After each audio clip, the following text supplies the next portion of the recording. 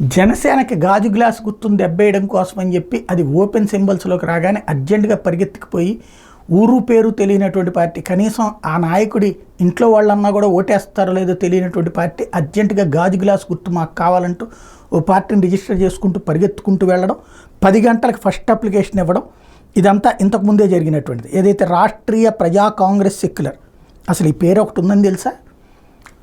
రాష్ట్రీయ ప్రజా కాంగ్రెస్ అంట. ఇది అసలు పార్టీ అనేది ఒకటి ఉందని ఎవరికైనా తెలుసు? పోనీ ఇప్పుడు ఎవడైనా పోటీ చేస్తున్నాడు దాని తరపున?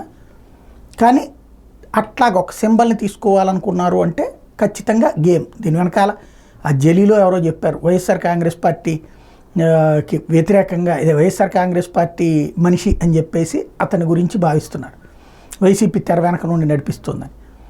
అతనేం మాట్లాడుతున్నాడు, మొన్న పవన్ కళ్యాణ్ తన సీట్ని తన పార్టీ అమ్ముకున్నాడు, అది ఇది ఇట్లాంటివన్నీ చాలా చేసి వెళ్ళాడు హైకోర్టుకి. ఎలక్షన్ కమిషన్ అయితే ఆ గాజు గ్లాస్ గుర్తు వీళ్ళకే ఇచ్చేసింది.